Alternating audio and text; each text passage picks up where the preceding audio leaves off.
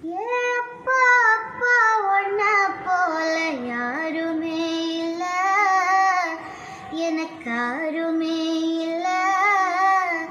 உன் கை வீரலா பிடிச்சு நடந்த காலம் மறக்கல, அந்த காலம் மறக்கல. 10 மாசம் தாய் சுமந்தா